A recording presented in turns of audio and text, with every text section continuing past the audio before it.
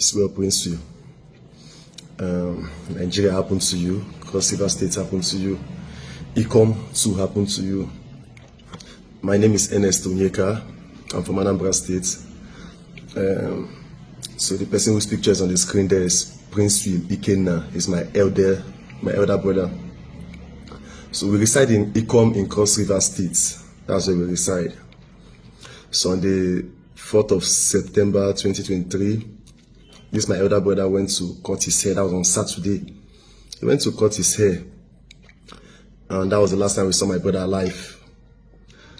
So preparing for church on Sunday, we didn't see my brother. We were not staying in the same house, so we didn't see him in church on Sunday. So Momsi was curious because Prince is a guy that will not miss church for anything. We are at the Redeemed Christian Church of God. So before church service was over, my mom has gone to his own place to ask about him. When she got there, the neighbors were like, Prince, you no sleep for house. So, my mom became very curious. Prince, you no sleep for house. She came back to church, she told us. So after service, we went to the police station, Ecom police station, to make a report that. So when we got there and make the report, they were like, we should wait for 24 hours. And we said, okay, that means we're coming back the next day, Monday.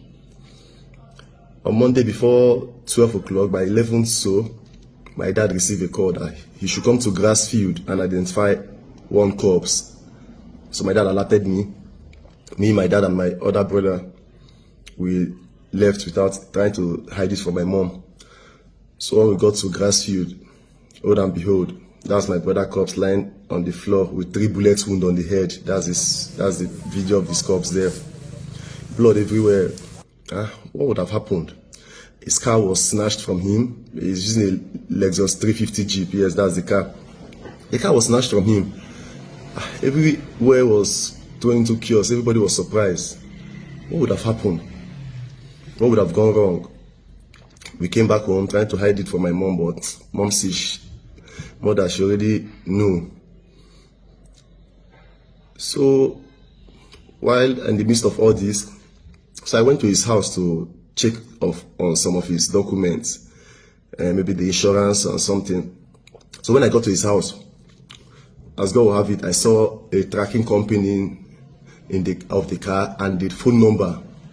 So I called the tracking company. I explained to the guy what happened, and the guy was like, let me give him 30 minutes, he'll get back to me. So less than 30 minutes time, the guy called me, said he has tracked the car is in Lagos. So I was like, no, Baba, this thing happened in Ecom, Cross River State. Less than how many hours? The car cannot be in Lagos. The guy said, yes, if we doubt, more come Lagos, that the device is showing him Lagos. That's how that evening, me and one of my uncle, we sojourned to Lagos. We arrived Lagos the next day. So I called this guy, the tracker guy. I said, Baba, we are in Lagos. So he said, okay. He told me where I'll meet him. So we met up with him. That was how the guy took me to where my brother's car is. The car was in the Panabita shop. They were changing the color of the car and everything. That's the video of the car. The stars, the states we met the car. They were changing everything. We alerted the police in Meron police station, Lagos. So one Inspector Mata and her team followed us to the Panabita shop. When we got to the Panabita shop, they arrested the Panabita. The Panabita said, now what can they do? So it was one pastor that gave him the car. One pastor, Peter Uchenna, that gave him the car. That's the picture of the pastor there. So the police told him how to call the pastor. So he called the pastor came. Police arrested the pastor.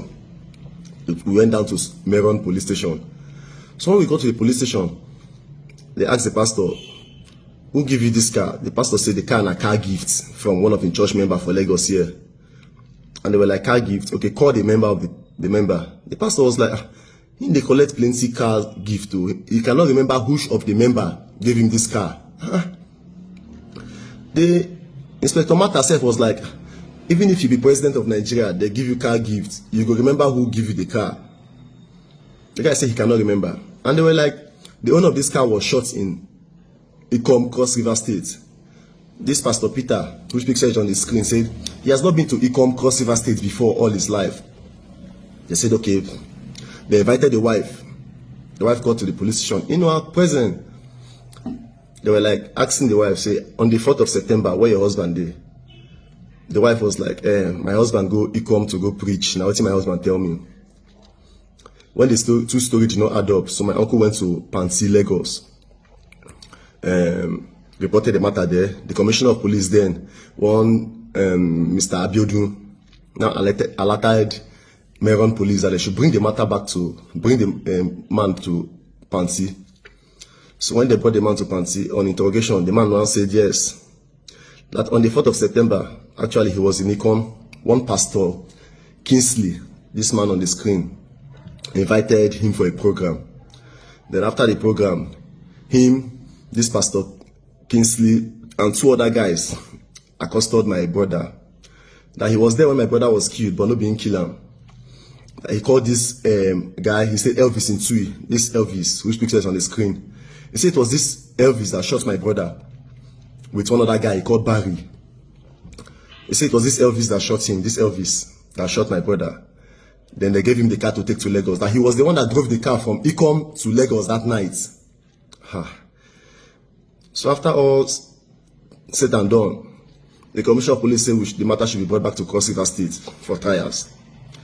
So Zone 6, Calabar was alerted. Then one DSP, Ibe, Dennis, came down, brought the man from Lagos to Cross River State. We got to Cross River State. The police demanded that the operation should be done on my brother corpse. The 3 bullets should be removed and given to them and all that, of which she did. That's the picture of where they did the operation, where we removed the bullets. That's the picture where they shot him 3 bullets. So we did the operation. We got to Cross River State. This Inspector Dennis was like, this one a small case, since we have gotten the pastor, other people will be brought back to book. After we came back to Cross River State, this matter was charged to court. We got to the court, the matter was charged to Ikon Court 2. We got to court, and it was Judge Eshwa Ewa that was presiding over the matter. This Judge Eshwa Ewa. We got to the court after the first hearing, the second hearing, and the 3rd hearing. They set a date for the 3rd hearing. Before that set date, they called our lawyer that there is a change of date. And the lawyer was like, change of date? 2 days before court, they are giving me change of date notice that it's impromptu, he cannot make it. Before that change of date issue, that's how this Judge Eshwa Ewa released this Pastor Peter Uchenna and one other pastor that was caught with him on health ground. He said the pastor was not feeling fine. That's why they discharged the pastor on health ground. That same week they discharged his pastor, I sent someone to his church in Lagos. That's the video the person made for me. That the man was in church preaching. That's the video. The man was in church preaching. That video released this man claiming that it was on health ground. Since then, it has been from one story to another. One time they said the judge went for 6-month leave. This Judge Eshwa Ewa was the one that released Uchenna Peters on health ground. Say they bail him on health ground. It's been over 2 years now. We will not be able to get justice on this case. Please, we are writing to everybody to know what happened to Princeville and how this case has been going. We are calling on Nigeria government. We are calling on Cross River State, the governor of Cross River State, Professor Basil too. We are calling on Cross River State government to look at what happened in Cross River State, and judiciary in Cross River State are not giving us justice. We are calling on the Attorney General of Cross River State, Mr. Charles. This is what happened in Cross River State, and Cross River State judiciary have not given us justice. We are calling on the Chief Justice of Cross River State, my Lordship Akon. This is what happened in Cross River State. This is what happened in your state, and we have not been able to get justice. Over 2 years now, and this man is working freely. This Elvis in Tui, the pictures on the screen, is working freely. His family is in Cross River there. They are working freely. And these are people that murdered my brother, and the court let them go on, say, health ground. Since then, we have not been able to get justice. Please, Cross River State government, we are calling on Cross River State government. We need justice for Princeville. We need justice for Princeville. And to the General of the State, Chief Justice of the State, Cross River State Governor, we need justice for Princeville. We need justice for my brother. Yes, today it might be Princeville. Tomorrow it could be anybody. These men are parading themselves as pastors and they are killers.